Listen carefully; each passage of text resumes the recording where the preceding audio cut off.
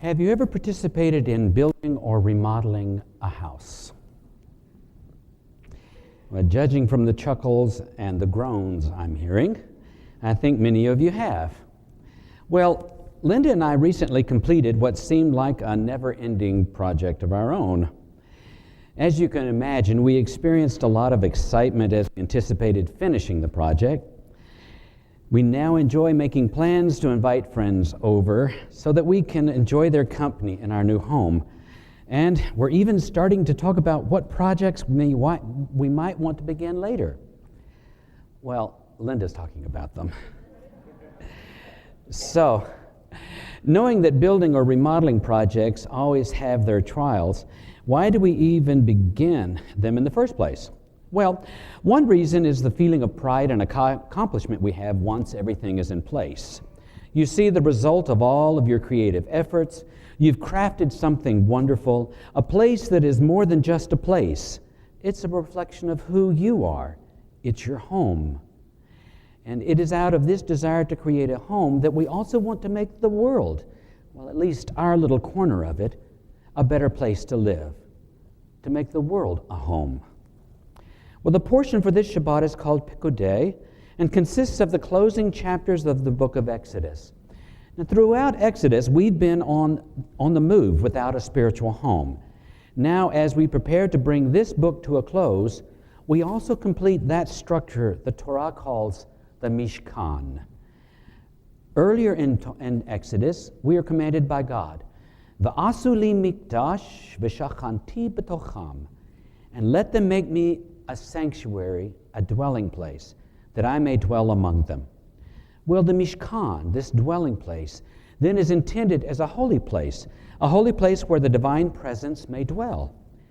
But the Holy One has no intention of dwelling inside the cramped quarters of a tent, no matter how elaborately it may be decorated.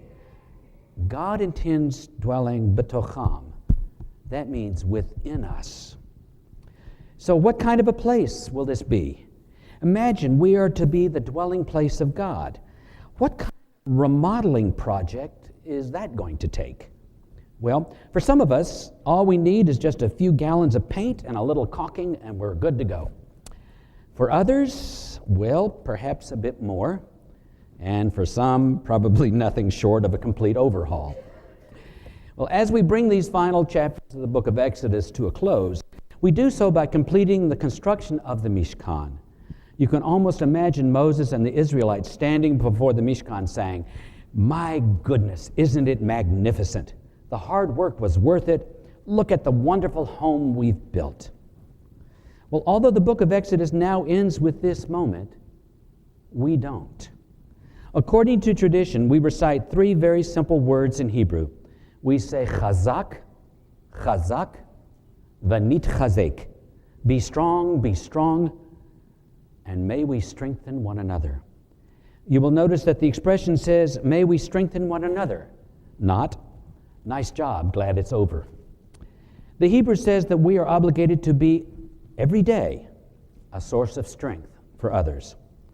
Well, just like any building or remodeling project, the real living begins once the last drop of paint has been brushed on, when the perfect place has been decided for that new table lamp, when we hang the mezuzah.